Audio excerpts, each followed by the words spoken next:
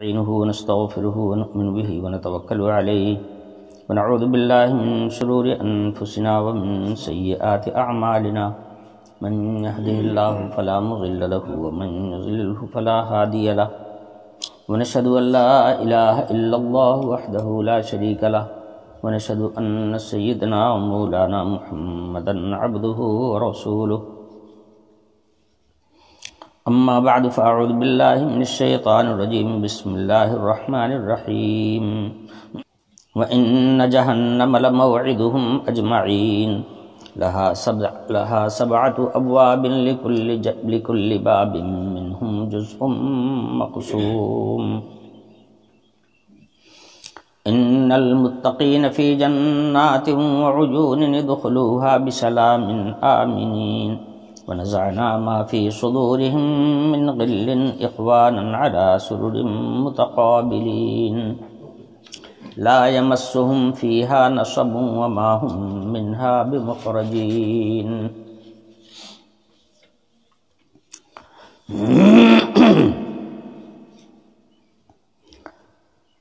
پچھلی آیت میں ارشاد فرمایا گیا تھا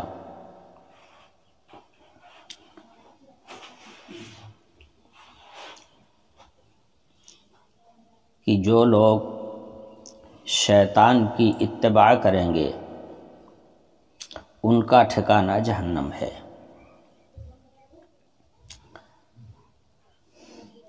شیطان کی اتباع کیا ہے؟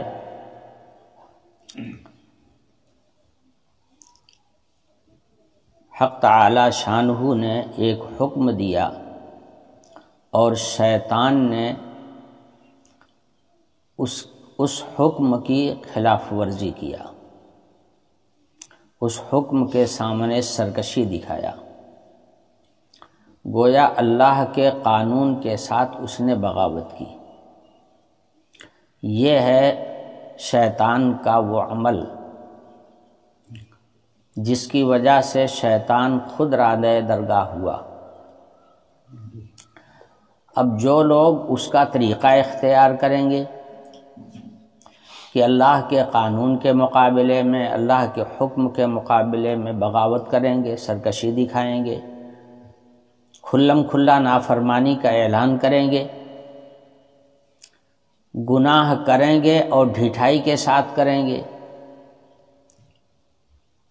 اللہ کا انکار کر دیں گے، شرک میں مبتلا ہو جائیں گے.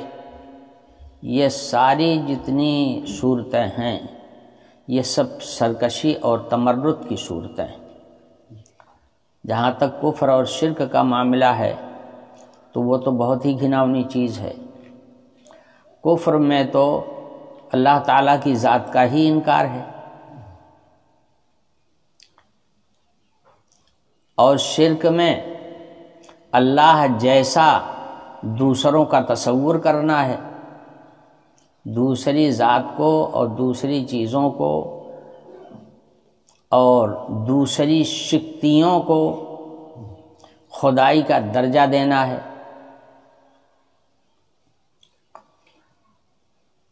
مگر میں نے عرض کیا کہ شیطان نے نہ تو کفر کیا ہے نہ شرک کیا ہے، دونوں ہی نہیں کیا ہے اس نے. اگر کافر ہوتا تو رب ہونے کا اقرار کیسے کرتا، جبکہ وہ کہہ رہا ہے ربی بما اغویتنی، اللہ تعالیٰ کی ربوبیت کا اقرار کر رہا ہے، تو کافر کہاں ہوا؟ اور شرک بھی تو اس نے نہیں کیا، اللہ جیسا تو اس نے کسی اور کو بنایا نہیں. اگر اس نے اللہ جیسا کسی کو بنایا ہوتا، کسی کو کہا ہوتا کہ یہ بھی اللہ جیسے ہیں ذات میں یا صفات میں، تب تو مشرک کہا جا سکتا تھا. مگر اس نے تو ایسی حرکت بھی نہیں کیا ہے، تو نہ تو وہ کافر ہے اور نہ وہ مشرک ہی ہے. اب اس کی جو سرتابی ہے اور اس کا جو سب سے بڑا گناہ ہے وہ ہے اللہ کے قانون کے خلاف قدم اٹھانا. اب یہیں سے سمجھ لینا چاہیے کہ جن لوگوں نے اسلام قبول کر لیا ہے انہوں نے اللہ کو بھی مان لیا، اللہ کے رسولوں کو بھی مان لیا، اللہ کی کتاب کو بھی مان لیا، اور اللہ کی جو کتاب ہے یہی اللہ کا قانون ہے۔ اب اگر مسلمان ہونے کے بعد اللہ کے کسی حکم صریح کی مخالفت کی جائے گی اور اس کے خلاف قدم اٹھا کر کے سرکشی دکھائی جائے گی تو یہ شیطانی عمل ہوگا، کھلا ہوا شیطانی عمل ہوگا۔ شیطان نے یہی کیا تھا، حکم کی خلاف ورزی کیا تھا۔ اب مسلمان ہونے کے بعد اگر کوئی آدمی شریعت کے حکم کی پرواہ نہیں کرتا، شریعت کے خلاف قدم اٹھاتا ہے تو یہی ہے اس کا شیطانی عمل۔ تو فرمایا گیا تھا کہ جو لوگ شیطان کی اتباع کرنے والے ہیں، شیطان کی راہ چلنے والے ہیں، جو طریقہ شیطان نے اختیار کیا تھا اس طریقے کو اختیار کرنے والے ہیں، ان کے لیے وعدے کا مقام جہنم ہے۔ آیت میں صاف ارشاد فرمایا جا رہا ہے وَإِنَّ جَهَنَّمَ لَمَوْعِدُهُمْ أَجْمَعِينَ، ان سے جس مقام کا وعدہ کیا گیا ہے وہ مقام جہنم ہے۔ اللہ حفاظت فرمائے ہماری، آپ کی اور تمام مسلمانوں کی۔ مسلمانوں میں نہ شرک پایا جاتا ہے نہ کفر پایا جاتا ہے، لیکن اللہ کے حکم کی خلاف ورزی بہت پائی جاتی ہے۔ اللہ کے قانون کو توڑنا، اللہ کے حکم کے خلاف قدم اٹھانا، یہ مسلمانوں میں بہت پایا جاتا ہے، اور یہ شیطانی عمل ہے۔ اس کا ہمیشہ لحاظ کرنا چاہیے، خیال رکھنا چاہیے۔ دھمکی ہے ان جہنم لموعدہم اجمعین، کہ ایسے لوگوں کے لیے جس مقام کا وعدہ کیا گیا ہے وہ جہنم۔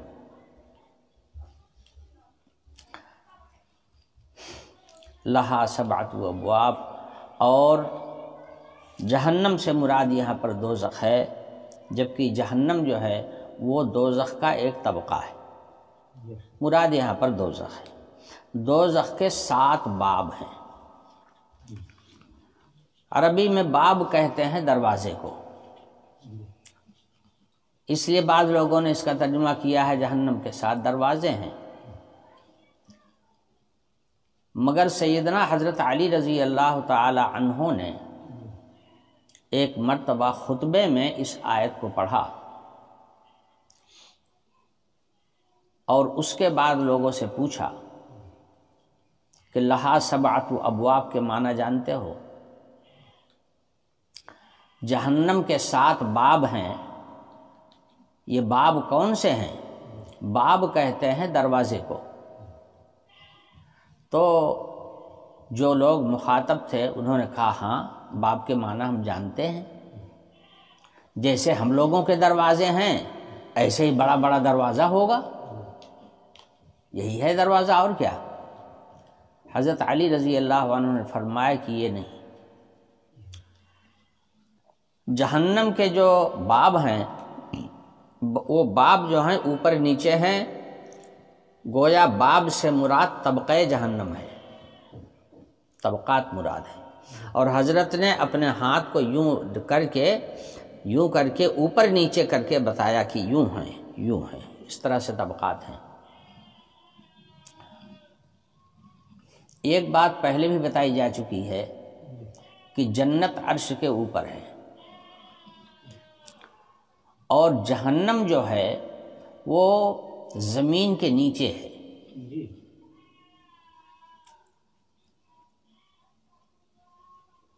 اور جہنم کے 7 طبقات آیت میں بیان فرما دیا گیا کہ 7 طبقات ہیں، یہ طبقات اوپر نیچے ہیں۔ 7 طبقات کا نام قرآن پاک کے اندر آیا ہوا ہے۔ ایک باب ہے جس کا نام جہنم ہے، دوسرا باب ہے جس کا نام لظا ہے، تیسرے کا نام حطمہ ہے، چوتھے کا نام سعیر ہے، پانچویں کا نام سقر ہے، چھٹے کا نام جہیم ہے اور ساتویں کا نام حاویہ ہے۔ یہ سارے نام قرآن پاک کی آیتوں کے اندر آئے ہوئے ہیں۔ تو یہ جہنم کے طبقات ہیں۔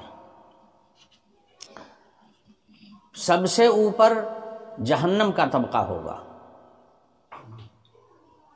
اور باقی طبقے جو ہیں وہ نیچے ہوں گے، اور سب سے جو نیچے والا طبقہ ہے وہ حاویہ ہوگا۔ جہنم کے سلسلے میں یعنی دوزخ کا سب سے اوپری طبقہ جو ہوگا یہ بنسبت نیچے والوں کے ہلکا ہوگا، اس کا عذاب ہلکا ہوگا، اور جیسے جیسے نیچے کے طبقات کی طرف بڑھا جائے گا اتنا ہی زیادہ اس کے اندر شدت پیدا ہوتی چلی جائے گی اور اتنا ہی زیادہ دردناک عذاب اس کا ہوگا۔ چنانچہ جہنم کا جو سب سے آخری طبقہ ساتواں طبقہ ہوگا وہ سب سے زیادہ سخت ہوگا۔ قرآن پاک میں ارشاد فرمایا گیا ان المنافقین فی الدرک الاسفل، منافق جو ہوں گے جو اندر سے تو کافر ہوتے ہیں مگر اوپر سے اپنے آپ کو مسلمان ظاہر کرتے ہیں، ایسے لوگوں کو منافق کہا جاتا ہے۔ ایسے منافق اس زمانے میں بھی پائے جاتے ہیں۔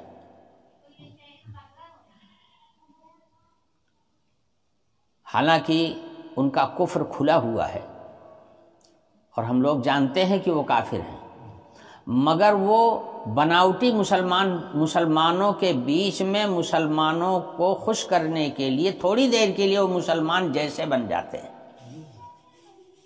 چنانچہ وہ ٹوپی بھی لگا لیتے ہیں، کرتا بھی پہن لیتے ہیں، نماز میں بھی کھڑے ہو جاتے ہیں، عید میں بھی کھڑے ہو جاتے ہیں جا کر کے مسلمانوں کے ساتھ، جنازے میں بھی جا کے کھڑے ہو جاتے ہیں، یہ جتانے کے لیے کہ ہم آپ کے ساتھ ہیں۔ یہی منافقین کی مثال۔ ورنہ حقیقی منافق تو وہ ہوتا ہے کہ جو کفر کو اپنے اندر چھپائے رکھتا ہے اور اوپر سے اپنے آپ کو مسلمان ظاہر کرتا ہے اور مسلمانوں کے ساتھ رہتا ہے، وہ حقیقی کافر ہے، وہ حقیقی منافق ہے۔ حقیقی منافقین کی پہچان اب نہیں ہو سکتی، اس کی پہچان صرف نبی ہی کر سکتا ہے، نبی کے علاوہ اور کسی کے بس کی بات نہیں ہے کہ وہ حقیقی منافق کی دریافت کر سکے۔ لیکن عملی طور پر ایسے لوگ دکھائی پڑتے ہیں، پائے جاتے ہیں کہ جو مسلمانوں کے بیچ میں آتے ہیں تو مسلمانوں جیسے بن جاتے ہیں اور کافروں کے بیچ میں جاتے ہیں تو کافروں جیسے بن جاتے ہیں، وہاں ٹیکا لگا لیں گے اور مندر میں جا کر کے پوجا بھی کرنے لگیں گے، مسلمانوں کے بیچ میں آئیں گے تو مسجد میں کھڑے ہو جائیں گے، ایسے لوگ پائے جاتے ہیں۔ مگر ان کو ہر مسلمان جانتا ہے، ان کی زندگی کے اعمال کو دیکھ کر کے جانتا ہے اور ان کے روز مرہ کے جو حالات ہیں ان کو دیکھ کر کے ہر آدمی جانتا ہے کہ یہ کافر ہیں، مسلمان نہیں ہیں۔ اس لیے نبی صلی اللہ علیہ وسلم کا زمانہ گزرنے کے بعد اب دو ہی طبقے رہ گئے ہیں، یا تو پھر کافر ہی ہے اور یا تو پھر مسلم ہی ہے۔ وہ درمیان کے منافق کی جو پہچان تھی وہ اب نہیں کی جا سکتی ہے۔ اگر کوئی آدمی اپنے روز مرہ کے اعمال سے مسلمان دکھائی دیتا ہے، کلمہ پڑھتا ہے، نماز پڑھتا ہے، روزہ رکھتا ہے، اسلامی اعمال کرتا ہے، اور کوئی عمل وہ کافرانہ بھی کر جاتا ہے تو اس کو قطعی طور پر کافر نہیں کہا جا سکتا ہے، سمجھے؟ اس کو قطعی طور پر کافر نہیں کہا جا سکتا۔ بہت سے ایسے مسلمان ہیں کہ جن سے کفریہ اور شرکیہ اعمال صادر ہو جاتے ہیں، تو آپ ان کے متعلق کیسے فیصلہ کر دیں گے کہ یہ کافر ہے یا منافق ہے؟ منافق ہونے کا فیصلہ آپ نہیں کر سکتے۔ اس لیے اہل سنت والجماعت کا عقیدہ یہی ہے کہ نبی صلی اللہ علیہ وسلم کے بعد صحیح منافق کی پہچان اب کوئی نہیں کر سکتا ہے۔ اب دو ہی حکم لگیں گے اس کے اعمال کو دیکھ کر، یا تو کافر ہونے کا حکم لگے گا یا مسلمان ہونے کا حکم لگے گا۔ بہرحال تو میں عرض یہ کر رہا تھا کہ قرآن پاک میں ارشاد فرمایا گیا کہ جہنم کے 7 طبقات ہیں۔ حضرت علی رضی اللہ عنہ نے اس کی پوری طور پر وضاحت فرما دی کہ وہ 7 طبقات جو ہیں اوپر نیچے ہیں۔ سب سے اوپر کا جو درجہ ہے وہ جہنم ہے، یہ بنسبت نیچے کے درجوں کے ہلکا ہوگا۔ چنانچہ مسلمانوں میں جو مسلمان گناہ کا عمل کر کے جائے گا، اللہ سے توبہ نہیں کیا ہوگا، اس کا گناہ اس کے کھاتے میں درج ہوگا۔ ایسے گنہگار جن کے متعلق قرآن کے اندر جہنم کی وعید سنائی گئی ہے کہ ایسے لوگ جہنم میں جائیں گے، مثلا قاتل ہے، من یقتل مؤمنا متعمدا فجزاؤہ جہنم، جو کسی مومن کا قتل کرے گا تو اس کی جزا، اس کا بدلہ جو ہے وہ جہنم ہے، صاف ارشاد فرما دیا گیا۔ تو ایسے ہی اور بھی بہت سے اعمال ہیں جن کے اندر جہنم کی وعید سنائی گئی ہے۔ تو چونکہ یہ قانون کی کتاب ہے، اللہ تعالیٰ نے فرمایا ہے، تو بہرحال بڑے بڑے جو گنہگار ہوں گے وہ دوزخ میں ڈالے جائیں گے، اور اپنی سزا بھگتنے کے بعد پھر ان کو دوزخ سے نکالا جائے گا۔ تو یہ مسلمان گنہگار دوزخ کے جس طبقے میں ڈالے جائیں گے وہ طبقہ جہنم کا ہے، اور میں نے بتایا کہ 7 طبقات میں پہلا طبقہ جہنم کا ہے، اور یہ دوسرے طبقات کے بنسبت ہلکا ہے۔ یہاں پر مسلمان گنہگاروں کو سزا کے طور پر ڈالا جائے گا، لے جایا جائے گا، اور اس کے بعد سزا پوری ہونے کے بعد میں ان کو وہاں سے نکالا بھی جائے گا، جیسا کہ پیچھے آیات گزر چکی ہیں جہاں میں بیان کر چکا تھا کہ جب مسلمان نکالے جانے لگیں گے تو کافر اس وقت افسوس کریں گے اور ہاتھ ملیں گے، کاش ہم بھی مسلمان ہوتے تو آج ہم کو بھی نکال لیا جاتا۔ پھر ارشاد فرمایا گیا لِكُلِّ بَابٍ مِّنْهُمْ جُزْءٌ مَّقْسُومٌ، دوزخ کے ہر طبقے کے لیے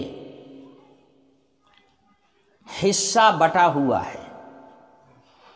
کیا مطلب؟ مطلب یہ ہے کہ اس کی فہرست مرتب ہے، کس طبقے میں کون لوگ جائیں گے، کس طبقے میں کون لوگ جائیں گے، یہ فہرست مرتب رکھی ہوئی ہے۔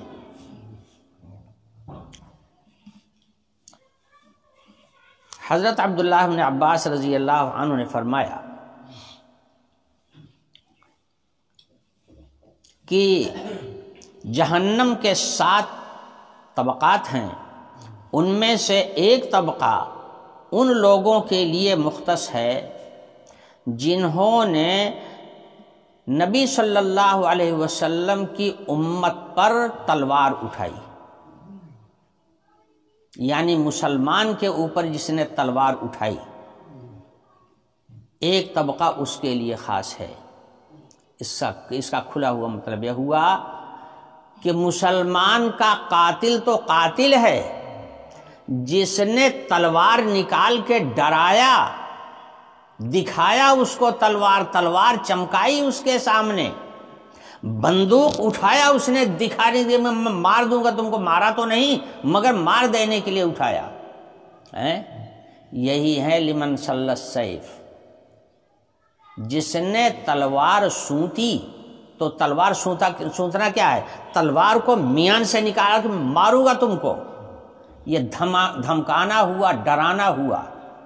تو جس نے نبی کریم صلی اللہ علیہ وسلم کے کسی امتی کو آلے قتل سے ڈرایا،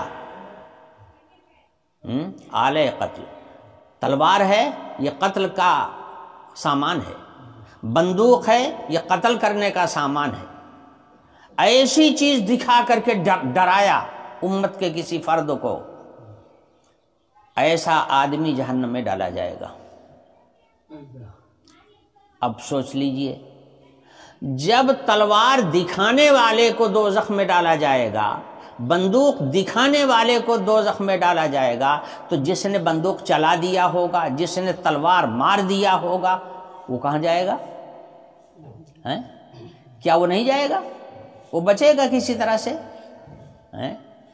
تلوار دکھانا تو یہ صرف دکھانے تک ہے، مارا نہیں ہے، جرم نہیں کیا ہے، اور جس نے مار دیا وہ بھلا کیسے جہنم سے بچے گا؟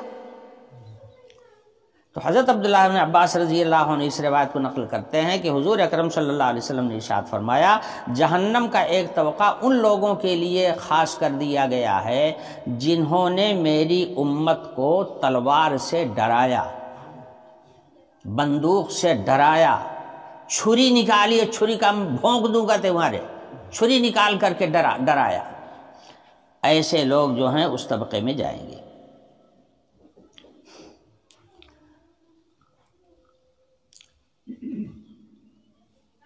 اسی طرح سے حضرت عبداللہ بن عباس رضی اللہ عنہ نبی پاک صلی اللہ علیہ وسلم کا یہ قول بھی نقل فرماتے ہیں کہ دوزخ میں ایک طبقہ ایسا ہے جو ان لوگوں کے لیے خاص ہے جنہوں نے اللہ کو ناراض کر کے اپنے غصے کو بجھایا،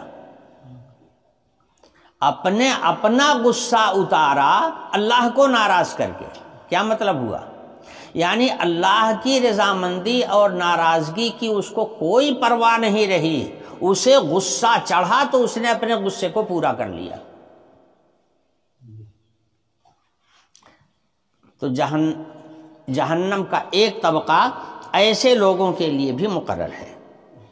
حضرت عبداللہ بن عمر رضی اللہ عنہما کہتے ہیں کہ نبی پاک صلی اللہ علیہ وسلم نے ارشاد فرمایا کہ جہنم کے 7 طبقات ہیں، ان میں سب سے زیادہ سخت، جس میں سب سے زیادہ اذیت ہوگی اور سب سے زیادہ بے چینی اور بیتابی ہوگی، اور جو طبقہ سب سے زیادہ بدبودار ہوگا وہ ان لوگوں کے لیے مختص ہوگا جو زنا کو حرام سمجھتے ہوئے زنا کا ارتکاب کرتے تھے، یعنی جانتے تھے کہ زنا حرام ہے اللہ کے قانون میں، اس کے باوجود وہ زنا کا ارتکاب کرتے تھے۔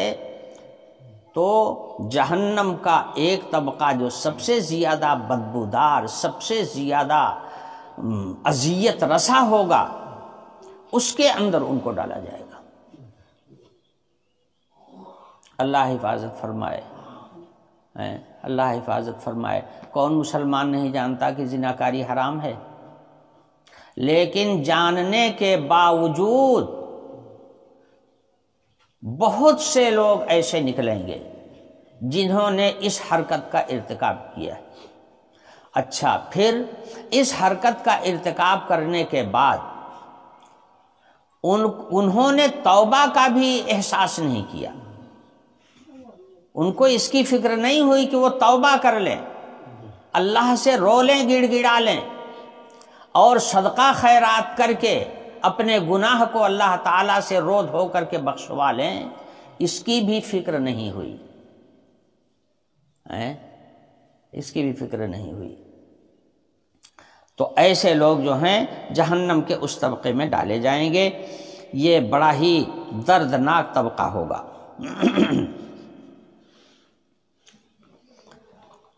ایک حدیث میں ہے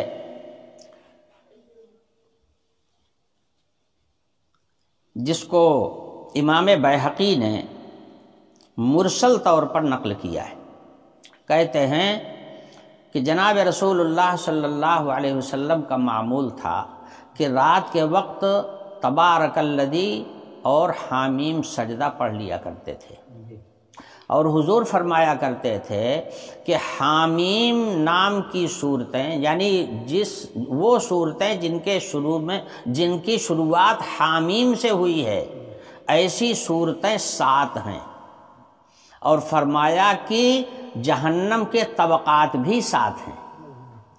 اگر کوئی آدمی ان حوامیم یعنی ان ساتوں حامیم کے پڑھنے کا اہتمام کرے تو امید یہ ہے کہ کل قیامت کے دن یہ ساتوں دروازے پر جا کر کے یہ صورتیں کھڑی ہو جائیں گی اور اللہ تعالیٰ سے کہیں گی کہ پروردگار جو لوگ مجھے پڑھا کرتے تھے ان کو آج اس جہنم میں مت ڈالیے، گویا وہ سفارش کریں گے۔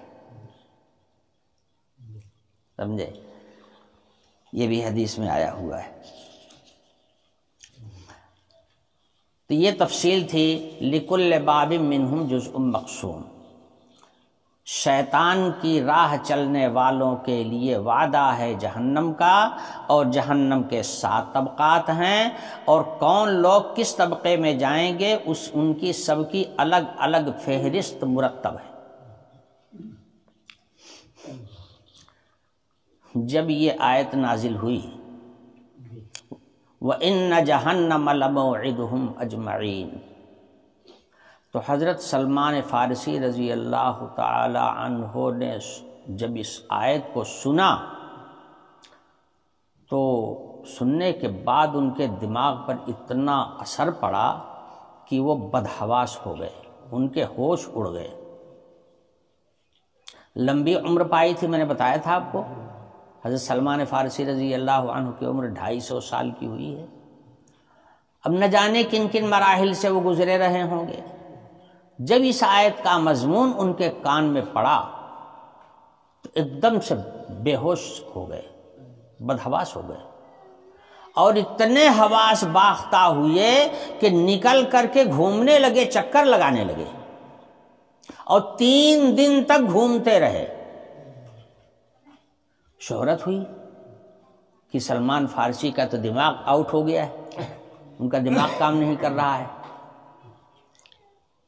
تو صحابہ نے ان کو تلاش کر کے پکڑ کر کے حضور کے پاس لے آئے۔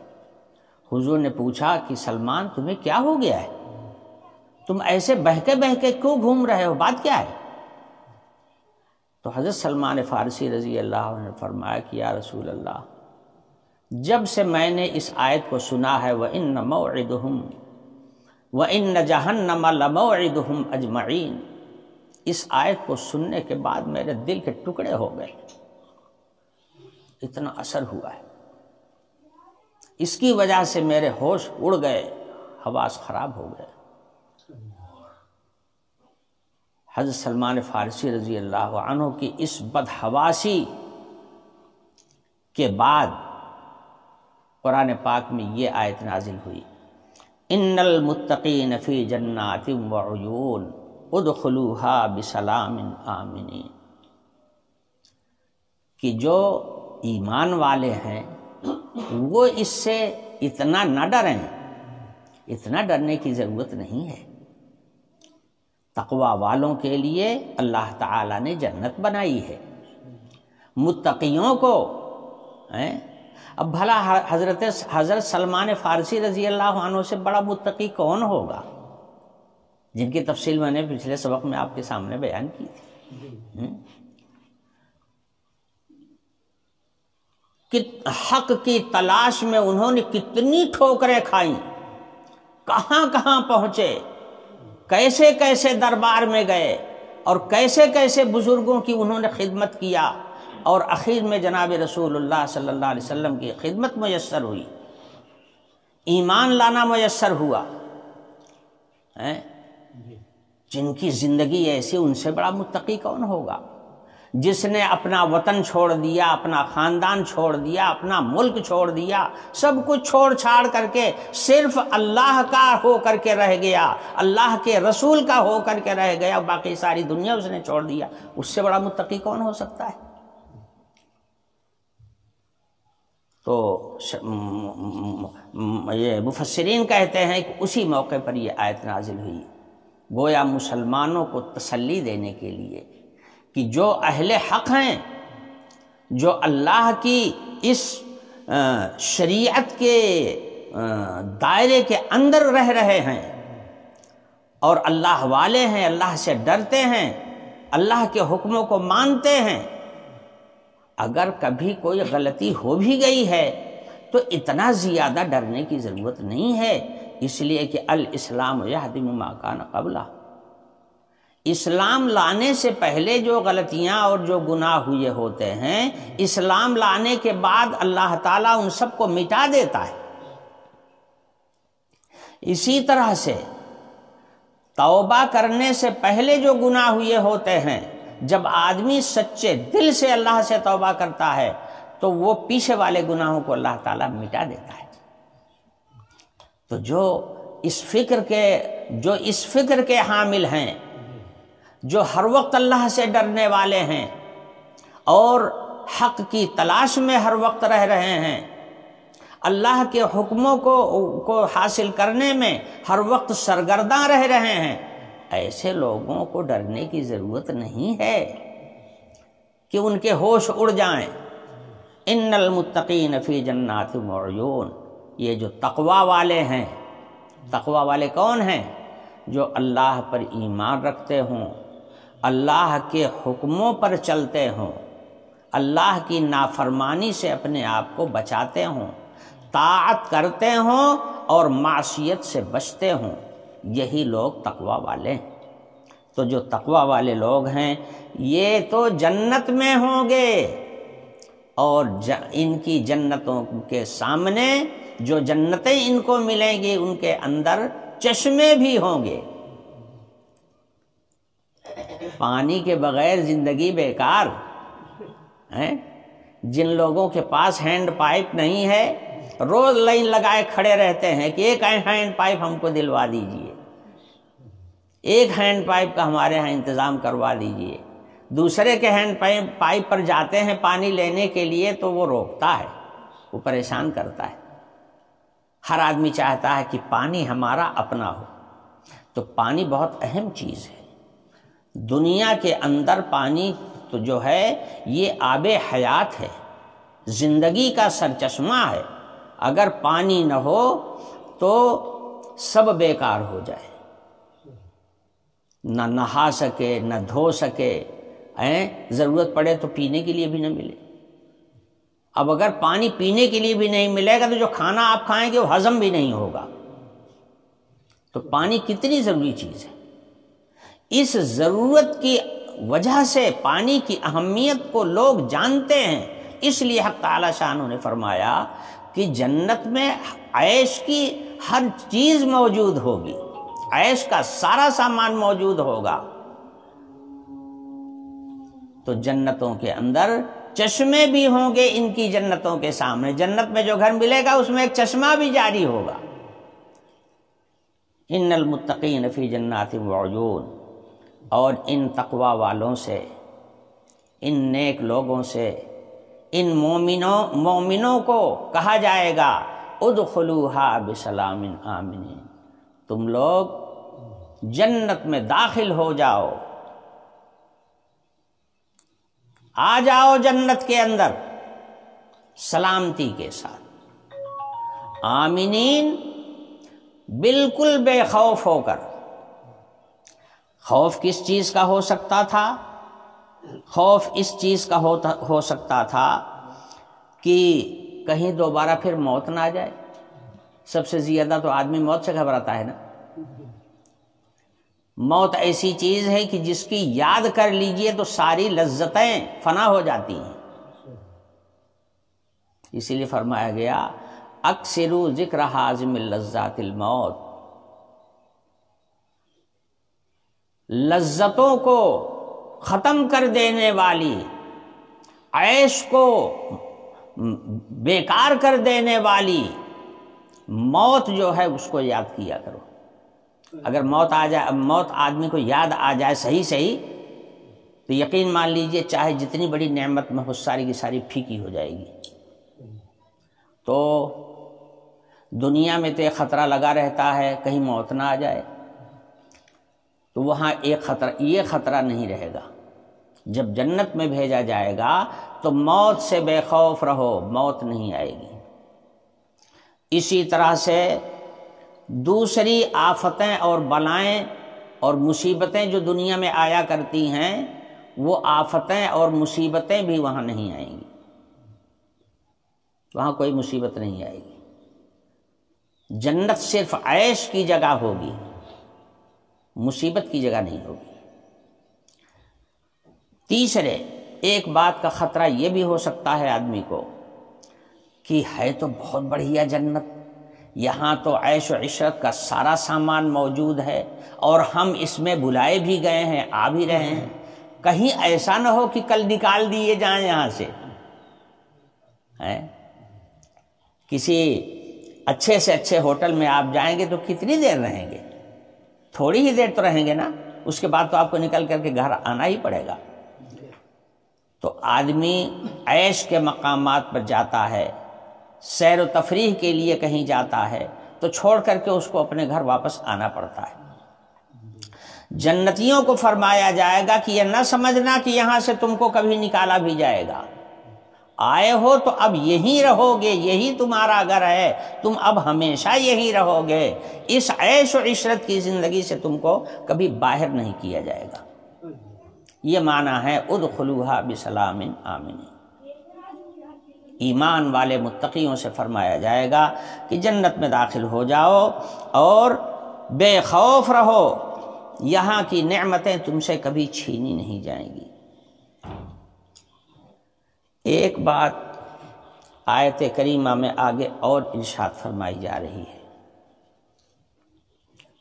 آدمی کو ہر عیش حاصل ہو لیکن دشمن کا خطرہ لگا ہوا ہو، دشمن کا اندیشہ محسوس کر رہا ہو، تو بھی آدمی کا عیش جو ہے وہ پھیکا پڑ جاتا ہے۔ یا اپنے دشمن کو دیکھ لے آمنے سامنے سے تو نظر ہٹ جائے گی، دل بدل جائے گا، چہرے کا حجولہ بگڑ جائے گا، ہے نا؟ دوستوں کو دیکھتا ہے تو آدمی کے چہرہ کیسا ہوتا ہے، اور سامنے دشمن پڑ جائے تو فوراً چہرہ اس کا بدل جائے گا۔ تو جیسے یہاں پر دنیا میں کبھی چھوٹی چھوٹی دشمنیاں ہوتی، کبھی بڑی بڑی دشمنیاں ہوتی ہیں، لیکن دشمنی بہرحال دشمنی ہے۔ دشمن کو دیکھ کر کے کسی کا دل ٹھنڈا نہیں ہوتا بلکہ شعلہ نکلتا ہے۔ تو اگر جنت میں جائیں گے تو وہاں جنت میں ہر طرح کے لوگ ہوں گے، اپنے دوست بھی ہوں گے اور اپنے دشمن بھی ہوں گے۔ تو جنت میں جب اپنے دشمنوں کو دیکھیں گے تو اس وقت بھی اپنے آرام میں اور راحت میں خلل پڑے گا۔ دشمن پر جب نظر پڑے گی تو اس کی وجہ سے عیش و عشرت جو ہے وہ پھیکی پڑ جائے گی۔ مسلمانوں کی دشمنیاں زیادہ تر مسلمانوں ہی سے تو ہوتی ہیں نا، جو غیر مسلموں سے ہوتی ہیں وہ تو عبادت میں چلی جاتی ہیں، لیکن جو آپس کی دشمنیاں ہیں، آپ بھی مسلمان ہیں وہ بھی مسلمان ہے، آپ بھی کلمہ گو ہیں وہ بھی کلمہ گو ہے، آپ بھی نمازی ہیں وہ بھی نمازی ہے، مگر لڑائی ہماری آپ کی ہے۔ تو ایمان کی بنیاد پہ جنت ملے گی، تو ایمان والا آپ بھی ہیں، ایمان والا وہ بھی ہے، جنت میں تو دونوں جاؤ گے۔ اور دنیا میں ہے دشمنی، اور حدیث شریف میں فرمایا گیا کہ آدمی جس حالت اور کیفیت پر موت پاتا ہے اسی کیفیت پر اٹھے گا۔ تو جن لوگوں سے دوستیاں تھیں ان کی دوستیاں بھی برقرار رہیں گی، اور جن لوگوں سے دشمنی تھی وہ دشمنی بھی برقرار رہے گی۔ اور جب دوبارہ زندہ ہو کر کے اٹھیں گے تو جو دشمن کو دیکھیں گے تو وہی تاؤ رہے گا جو دنیا میں رہتا تھا۔ دوست کو دیکھیں گے طبیعت خوش ہو جائے گی، اور دشمن کو دیکھ لیں گے چہرہ بگڑ جائے گا، یہ دشمن ہمارا کہاں سے سامنے آ گیا، تیور بدل جاتا ہے آدمی کا۔ تو جنت میں جب جائیں گے اور وہاں دوست بھی ہوں گے دشمن بھی ہوں گے، تو دشمنوں کو دیکھ کر کے تو تکلیف ہوگی، اور جنت تکلیف کی جگہ ہے ہی نہیں ہے۔ تو یہ بھی احساس ہو سکتا ہے کہ یہاں دشمن بھی ہے ہمارا اور ہم کو اس کو دیکھ کر کے تکلیف ہو رہی ہے. تو حق تعالیٰ شانہ فرماتے ہیں کہ اس خیال کو بھی اپنے دل سے نکال دو. جب ہم جنت میں کسی کو بھیجیں گے تو دشمنیاں اور عداوتیں سب سینے سے نکال کے تب بھیجیں گے. سمجھے؟ وَنَزَعْنَا مَا فِي صُدُورِهِم مِّن غِلٍّ، اور نکال دیں گے ہم ان کے سینوں سے جو کینہ، کپٹ، بغض اور عداوت ہے اس کو ان کے سینوں سے نکال دیں گے. حضرات مفسرین یہاں پر آ کر کے دو رائے قائم کرتے ہیں. بعض مفسرین کا کہنا تو یہ ہے کہ اس سے وہ دشمنیاں مراد ہیں. دشمنیاں یہاں پر مسلمانوں کی مراد ہے، بھی یاد رکھیے گا. کافروں کی دشمنیاں مراد نہیں ہیں. کافر اور مومن تو وہاں ویسے ہی الگ کر دیے جائیں گے. کافر کا کون سا سامنا ہوگا؟ ارے بھائی کافر تو دوزخ میں جائے گا، مومن جنت میں جائے گا، تو آمنا سامنا وہاں ہونے کوئی سوال ہی نہیں ہے. لیکن مسلمان مومن جتنے ہوں گے وہ تو سب ایک جگہ جنت ہی میں ہوں گے، تو وہاں پر دوست دشمن کا سوال پیدا ہوگا. تو بعض مفسرین کا کہنا یہ ہے کہ آیت کا تعلق زمانے ماضی سے ہے، یعنی اسلام لانے سے پہلے جن لوگوں کی آپس میں دشمنیاں تھیں زمانے جاہلیت میں، جیسے بنو عدی اور بنو تمیم، بنو ہاشم، یہ گھرانے تھے قریش کے، ان کی آپس میں بڑی بڑی دشمنیاں تھیں. مگر جب اسلام لائے، ایمان قبول کیا ان لوگوں نے، تو اللہ تعالیٰ نے سینے سے ساری دشمنیاں نکال دیا. مدینہ طیبہ میں جو دو قبیلے تھے اوس اور خزرج کے، یہی تو اسلام کے سپاہی بھی بنے ہیں. اسلام آنے سے پہلے، نبی صلی اللہ علیہ وسلم کے پہنچنے سے پہلے اوس اور خزرج آپس میں اتنے بڑے دشمن تھے کہ اوس کا قبیلہ جو ہے خزرج کو نہیں آنکھ سے دیکھ سکتا تھا، اور خزرجی جو تھا وہ بنی اوس کو اپنی آنکھ سے نہیں دیکھ سکتا تھا. ایک دوسرے کی جان کے پیاسے تھے، اور ہمیشہ ان کی لڑائی ہی رہتی تھی، جنگیں ہوتی رہتی تھی، اور معمولی جنگ نہیں ہوتی تھی. لوٹ پاٹ بھی لیتے تھے، ان کے بچوں کو لے جا کر کے غلام بھی بنا لیتے تھے. بہت ہی سخت درجے کی دشمنی تھی. لیکن اللہ تعالیٰ نے جب اپنے رسول محمد الرسول اللہ صلی اللہ علیہ وسلم کو مدینہ طیبہ بھیجا، تو آپ کی برکت سے قبیلہ اوس اور قبیلہ خزرج دونوں کے دونوں مسلمان ہو گئے. اور جب اسلام کے اندر آ گئے، ساری دشمنیاں سب ختم ہو گئی. تو مدینہ کے اندر اوس و خزرج کی دشمنیاں اسلام لانے کے بعد جاتی رہیں. ایسے ہی قریش مکہ کی بنو عدی، بنو تمیم اور بنو ہاشم وغیرہ کے آپس کے جو اختلافات تھے، جو دشمنیاں تھیں، جب اسلام میں آئے یہ لوگ تو ساری دشمنیاں ختم ہو گئیں. تو مفسرین کا ایک طبقہ یہ کہتا ہے کہ اس کا تعلق زمانے ماضی سے ہے. ہم نے نکال دیا ان کے سینوں سے ان کے سینوں کے اندر موجود کینہ، کپٹ، دشمنی کو. جو دشمنیاں پہلے تھیں ان کو ہم نے ان کے سینے سے نکال دیا اسلام کی برکت سے. سمجھے؟ اسلام کی برکت سے جب مسلمان ہوئے تو سب بھائی بھائی بن گئے. اور بعض مفسرین کا کہنا یہ ہے کہ نہیں، ماضی سے نہیں بلکہ اس کا تعلق آئندہ سے ہے.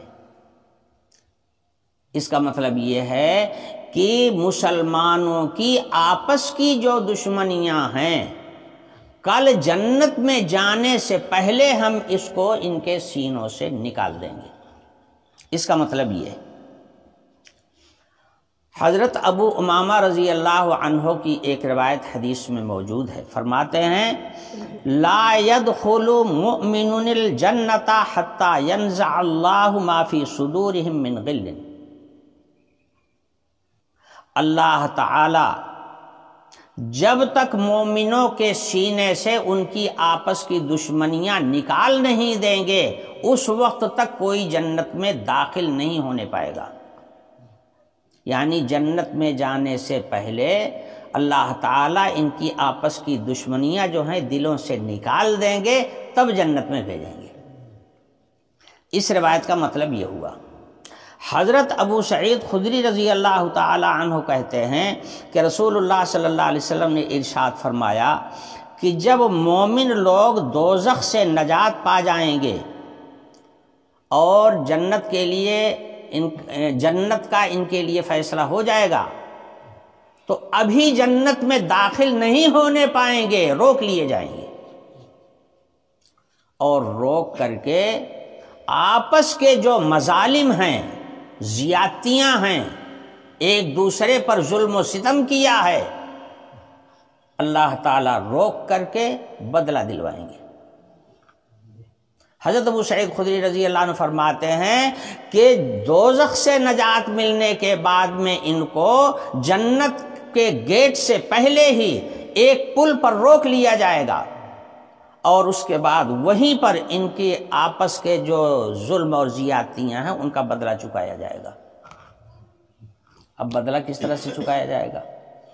اسی لیے حضور اکرم صلی اللہ علیہ وسلم نے تاکید فرمائی ہے اپنی امت کو کہ آپس میں اگر کچھ اختلافات ہیں، دشمنیاں ہیں، کدورتیں ہیں، کینہ کپٹ ہے، تو ان سب کو دنیا ہی کے اندر اپنا حل کر لیا کرو، مرنے کے بعد کے لیے مت چھوڑا کرو، یہیں پر اپنا حل کر لیا کرو، زندگی ہی کے اندر اپنی معافی تلافی کر کے معاملہ صاف کر لیا کرو.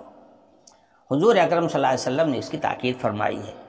جنت میں اس وقت تک داخل نہیں ہونے پائیں گے جب تک کہ یہ معاملہ آپس کا لین دین ختم نہیں ہو جائے گا.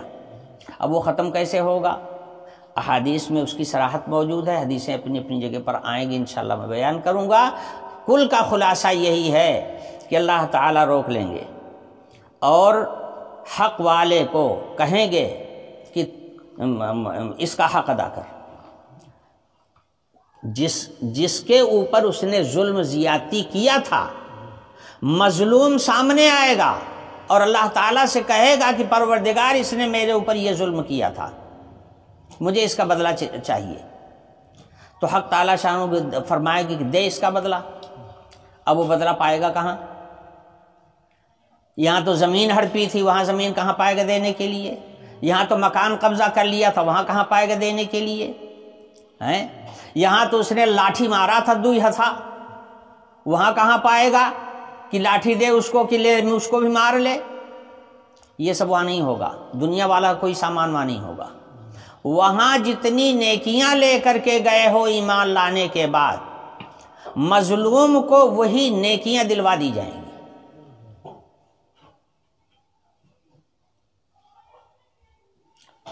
اور اگر تو آپ کی نیکیاں ایک کو دی گئیں، دوسرے کو دی، جتنے لوگوں پر زیادتی کیا ہوگا سب کو آپ کی نیکیاں نکال کر کے دے دی جائیں گی. اگر نیکیاں دینے کے بعد بھی آپ کے پاس نیکیاں بچ گئیں تب تو غنیمت ہے. اور اگر خدا نخواستہ آپ کی ساری نیکیاں بدلہ دینے میں ختم ہو گئیں تو پھر بے نیکیاں ہونے کی وجہ سے آپ کو دوزخ میں بھی جانا پڑے گا. ایسی حدیثیں موجود ہیں جس کو انشاءاللہ میں بیان کروں گا وقت پر. سزا بھگتنے کے لیے جتنا، ایک حدیث میں ہے نا کہ حضور اکرم صلی اللہ علیہ وسلم نے فرمایا کہ جانتے ہو کہ مفلس کون ہے؟ مفلس کس کو کہتے ہیں؟ مفلس یعنی جس کے پاس کچھ نہ ہو، بھکاری کہہ لیجئے. مفلس کون ہے؟ تو حضرات صحابہ نے کہا کہ یا رسول اللہ مفلس تو وہی آدمی ہے جس کے پاس روپیہ پیسہ نہ ہو، درہم اور دینار نہ ہو. حضور نے فرمایا کہ یہ آدمی مفلس نہیں ہے. مفلس وہ شخص ہے جو بہت ساری نمازیں، بہت سارے روزے، بہت ساری زکوٰۃ، بہت سارے صدقات اور بہت ساری نیکیاں لے کر کے آیا ہوگا، مگر کسی کو گالی دیا ہوگا، کسی کو مارا ہوگا، کسی کو ستایا ہوگا، کسی کا قتل کیا ہوگا، کچھ کیا ہوگا، وہ سب کے سب اس سے مانگنے کے لیے آئیں گے حشر کے میدان میں، اور ان کا بدلہ اللہ تعالیٰ دلوائیں گے، اور اس طرح دلوائیں گے کہ اس کی نیکیاں ان طلبگاروں کو دے دی جائیں گی اس کی، اور یہ خالی ہاتھ ہو جائے گا۔ بہت ساری نیکیاں کما کر کے دنیا سے گیا تھا، مگر اب خالی ہاتھ ہو جائے گا، اس لیے کہ جو ظلم و زیادتی کیا تھا ساری نیکیاں تو اس میں چلی گئیں۔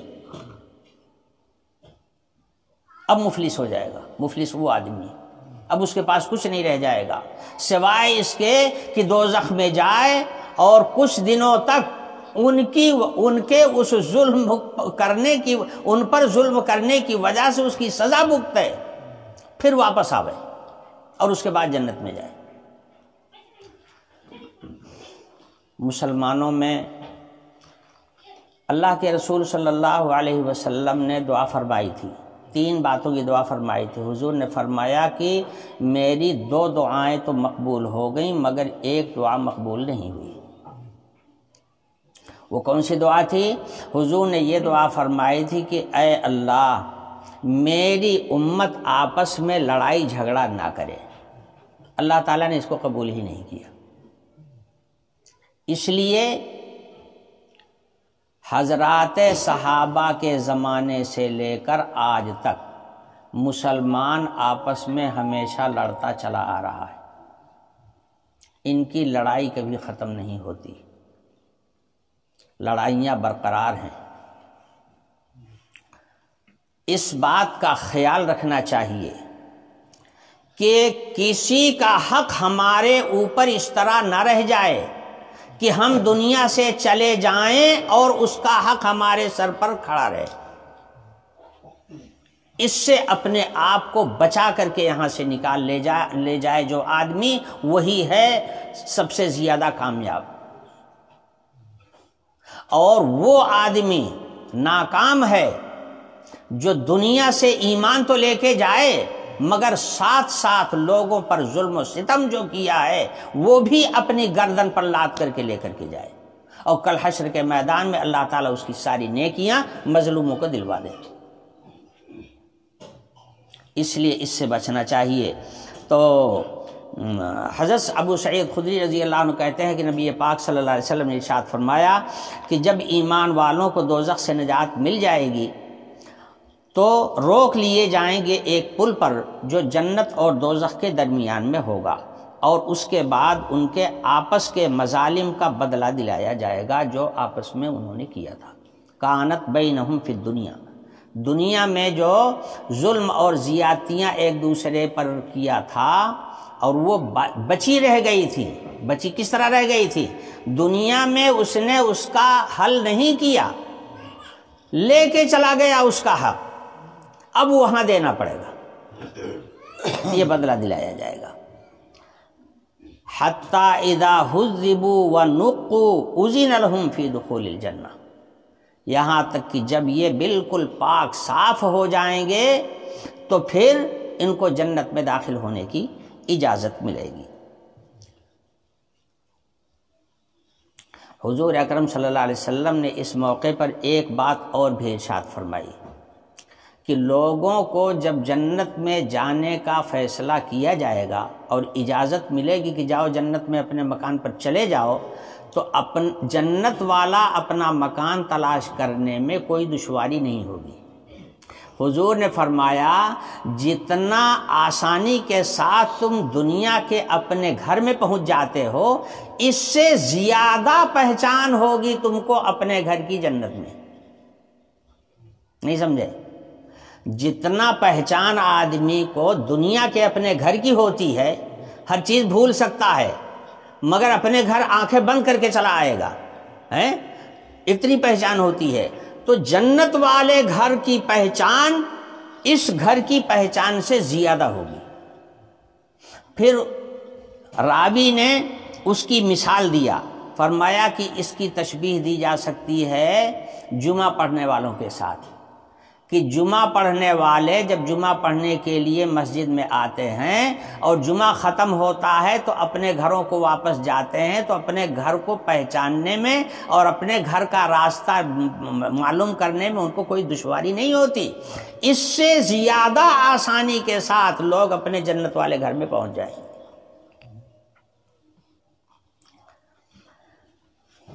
تو وَنَزَعْنَا مَا فِي صُدُورِهِم مِّن غِلٍّ إِخْوَانًا عَلَىٰ سُرُرٍ مُتَقَابِلِينَ۔ اب اس اعتبار سے کہ اگر یہ آئندہ کے لیے ہے تو مسلمانوں کے آپس کے جو کینہ کپٹ اور دشمنیاں ہیں، اللہ تعالیٰ اس کا تبادلہ کرا کر کے اس کو ختم کر دیں گے، دل سے نکال دیں گے۔ اب اس کے بعد لوگ جنت میں جائیں گے۔ حضرت علی رضی اللہ تعالی عنہ فرمایا کرتے تھے کہ یہ آیت ہم لوگوں کے حق میں نازل ہوئی ہے۔ مسئلہ اصل میں یہ تھا کہ حضرت ابو بکر اور حضرت عمر کے زمانے تک تو کوئی اختلاف نہیں تھا، مگر حضرت عثمان غنی رضی اللہ عنہ کا جب زمانہ آیا ہے تو مسلمانوں میں اختلافات شروع ہو گئے، اور یہی سبب بنا ہے حضرت عثمان غنی رضی اللہ عنہ کی شہادت کا۔ اور اس کے بعد پھر حضرت علی رضی اللہ عنہ جب خلیفہ ہوئے ہیں تو پھر خلافت کا جھنجٹ کھڑا ہو گیا ہے۔ دو دھڑوں میں مسلمان بٹ گئے ہیں، ایک طرف حضرت امیر معاویہ تھے اور ایک طرف حضرت علی رضی اللہ عنہ تھے، اور اس اختلاف میں جنگ تک ہوئی ہے۔ جنگ جمل اور جنگ صفین وغیرہ جو ہیں مشہور جنگیں ہیں۔ اب اس میں کون لوگ تھے؟ ایسے لوگ تھے جن کے آپس میں اختلافات ہوئے ہیں جو بدری صحابہ میں سے تھے، اصحاب بدر تھے۔ مثلا حضرت علی رضی اللہ عنہ، حضرت طلحہ، حضرت زبیر اور حضرت امیر معاویہ تو خیر اس وقت نہیں تھے، لیکن بدری صحابہ میں سے حضرت علی، حضرت طلحہ اور حضرت زبیر، یہ لوگ بدری صحابہ میں سے۔ بھلا کون کہہ سکتا ہے کہ یہ جہنم میں جائیں گے؟ جن کے ذریعے سے اللہ تعالیٰ نے اسلام کو استحکام نصیب کیا، وہ دوزخ میں جائیں گے؟ کون کہہ سکتا ہے؟ حضرت علی رضی اللہ عنہ کے مقابلے میں جب حضرت علی رضی اللہ عنہ کی خلافت کی بیعت ہو رہی تھی تو عبداللہ بن عمر نے بھی بیعت نہیں کی، حضرت زبیر نے بھی بیعت نہیں کی، حضرت طلحہ نے بھی بیعت نہیں کی۔ ان کے پاس قاصد گیا، بلا کر کے لے کے آیا، تو انہوں نے جب بیعت کی تھی تو اس شرط پر کی تھی کہ آپ حضرت عثمان غنی کے خون کا قصاص لیں گے، تب اس شرط پر میں بیعت کروں گا۔ اس شرط کے ساتھ بیعت کیا تھا۔ حضرت علی رضی اللہ عنہ کے سامنے ایسے حالات تھے، اتنا ہنگامی صورت اس وقت پیدا ہو گئی تھی کہ حضرت علی رضی اللہ عنہ کے لیے ممکن ہی نہیں تھا کہ اس وقت قصاص کا حکم جاری کرتے۔ چنانچہ حضرت عائشہ بھی خفا ہو گئیں، وہ بھی ناراض ہو گئیں، اور طلحہ اور زبیر یہ بھی ناراض ہو گئے، عبداللہ بن عمر بھی ناراض ہو گئے، یہ لوگ سب الگ ہو گئے۔ اور اب بات تو بڑی لمبی ہے، اس کو اگر بتاؤں گا تو بہت دیر ہو جائے گی۔ خلاصہ یہ ہے کہ جنگ جمل میں حضرت طلحہ اور حضرت زبیر یہ سامنے والے گروپ میں تھے، اور دوسرے والے گروپ میں حضرت علی رضی اللہ عنہ تھے۔ ان بزرگوں نے آپس میں یہ طے کیا کہ جنگ نہیں کرنا ہے، اس لیے کہ اس میں خون مسلمانوں کا بہے گا، جنگ نہیں کرنا ہے۔ آپس میں مصالحت کرنے کی بات چل رہی تھی، مصالحت ہو رہی، مگر جو بلوائی حضرت عثمان کو شہید کرنے میں جن کا ہاتھ تھا وہ بلوائی وہاں پر موجود تھے۔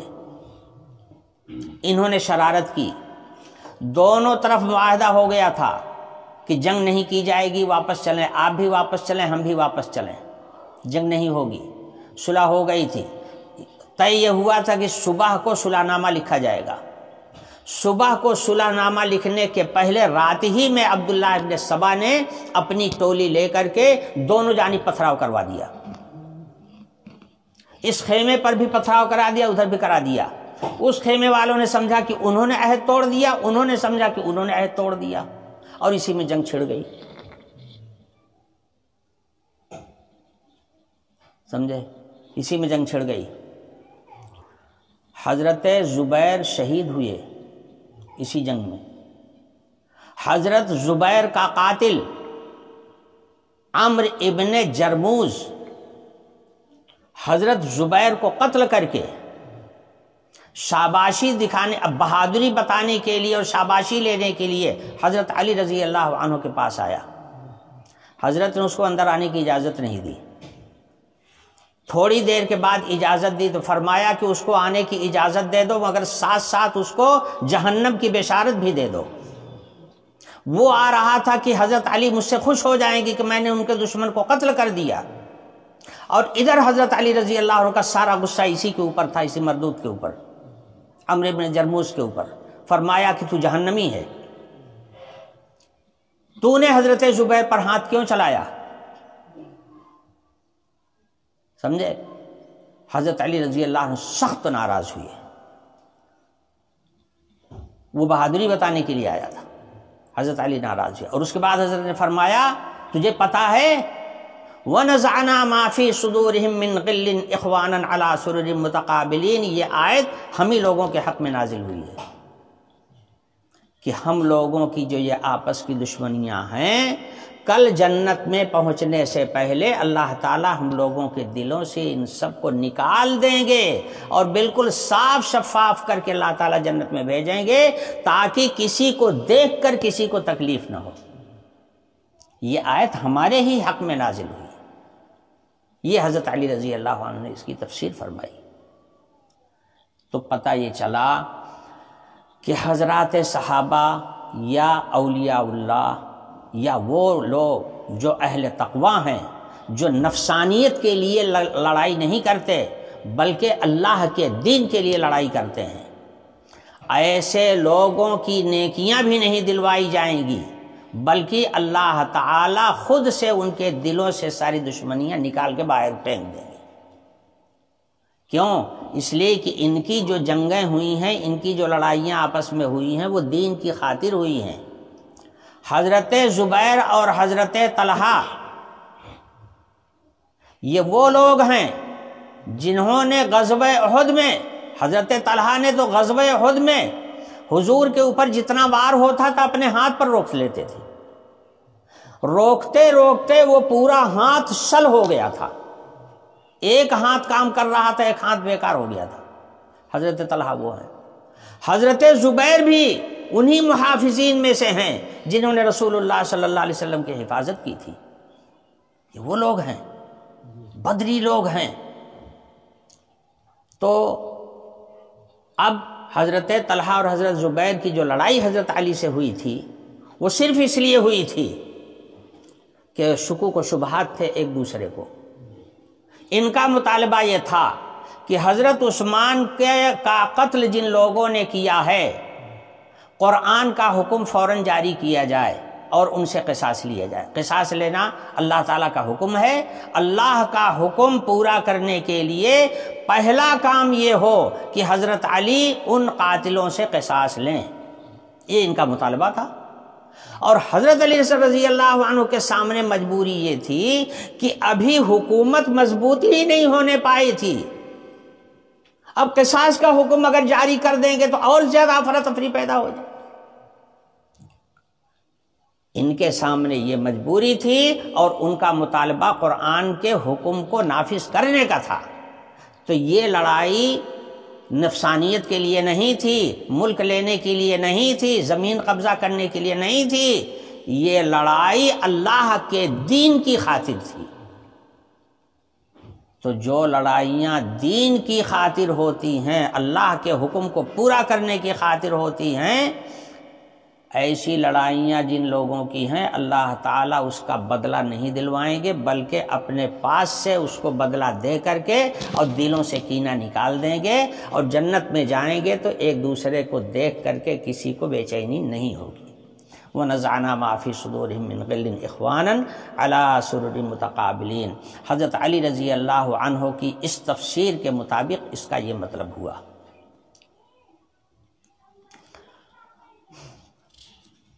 وَنَزَعْنَا مَا فِي صُدُورِهِم مِّن غِلٍّ إِخْوَانًا عَلَىٰ سُرُرٍ مُتَقَابِلِينَ۔ سب بھائی بھائی ہو کر کے جنت میں جائیں گے اور مسحریوں پر ایک دوسرے کے سامنے ہوں گے، اور ایک دوسرے کو دیکھ کر کوئی رنجش نہیں ہوگی، کدورت نہیں ہوگی، پیشانی پہ بل نہیں آئے گا۔ لا یمسہم فیہا نصب وما ہم منہا بمخرجین، نہ تو ان کو وہاں کوئی تکان لگے گی اور نہ ان لوگوں کو کبھی جنت سے نکالا جائے گا، جنت میں ہمیشہ ہمیش کے لیے ان کو داخل کیا جائے گا۔ وآخر دعوانا الحمد للہ رب العالمین۔